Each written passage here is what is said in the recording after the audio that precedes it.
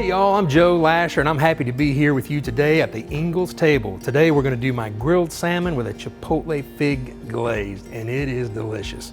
So let's get started. First thing we're going to do is actually make the glaze, and we're going to do that right here. I've got 3 tablespoons of butter already simmering in this pan. I'm going to add about 3 tablespoons of shallots, and we're going to basically stir these in, let them simmer, and let those flavors just meld.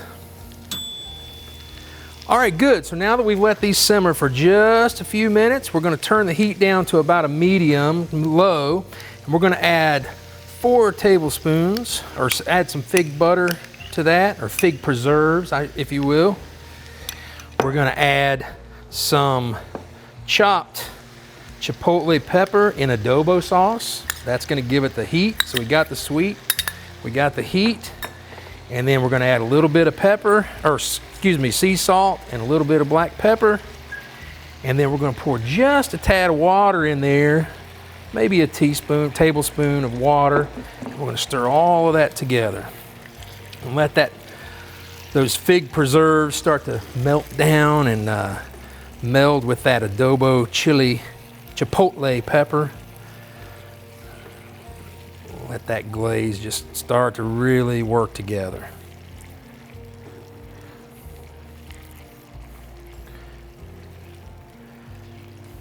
All right, it's looking really good. Just let that heat do its job and let that simmer and work together. You can smell the heat start to come out of there. You got that sweet fig jam, fig jelly. All right, once we get to this point where we got a pretty good simmer on there, almost a boil, we're gonna cut this heat all the way off. Stir that in one more time. We're gonna put in about a tablespoon or so of fresh chopped chives. And we're gonna put in about 6 or 8 dried figs. All right, so we're gonna let these flavors all meld together. We're gonna let this set, thicken up, and we're gonna prepare our salmon for the grill. All right, so we've got our sauce and our glaze actually sitting and thickening up, and we're gonna use that on the grill and also on the finished product. What we've got here are 2 nice pieces of fresh salmon from the Ingles meat department. If you haven't stopped by the seafood department at Ingles lately, you need to go by because they're ever changing the product they have there. These are 2 nice, about 8-ounce pieces of salmon, and there's no magic to this. We're gonna coat with a little bit of olive oil because we're gonna do some high heat outside on the grill. So we wanna make sure we get some that, and it's also gonna bind. We're gonna do both sides, skin side and the flesh side. Just like so. And I like to actually salt and pepper both sides as well, even though some people eat the skin. I don't, but I guess you could if you'd like. So we're gonna just do some salt and pepper. All right, so we just finished that up. That's it, olive oil, salt and pepper. We're gonna take this out to the grill. All right, so here we are at the grill. We've got it nice and hot. Got our grill grates at about 400 degrees.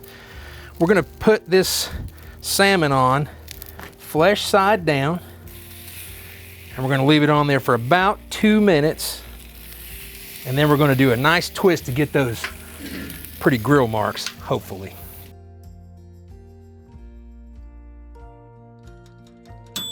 All right, so let's take this lid off, and these are gonna be ready to flip. Let's see what we got right here. Oh my heavens, look at that. Now, oh, look at that. Now what we're gonna do is we brought our glaze out, and we're just gonna go ahead and put that on pretty thick, right on top of that salmon, just like that.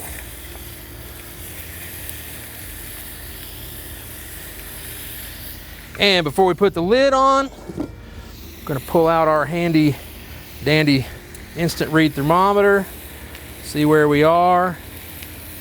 We're at about 90 right now, and the thickest part about 100. We got about 120 on this thinner one. We really want it to get to about 125 to not more than 130. That would be a perfect medium rare. If you like your fish a little more done, then let it go. But like any meat, the best thing you can do is leave it a little under and nice and juicy. All right, so we're in from the grill, and man, does this look beautiful or what? I mean, nothing, it's just so exciting to see those amazing grill marks. All we're gonna do is take this, set it on our favorite rice. This is a wild long grain rice that we've done. You can, whatever you like, you can put it on rice or no rice. But then the trick will be to take this glaze and pop it right over top, just like that with those figs in. And there we go. Chipotle, fig, glazed, grilled salmon for the holidays, and that's it. Y'all, I want to thank you so much for joining me here at the Ingles table, and remember that you can find so much more right here on the website for tips, tricks, and recipes you're going to love. Take care.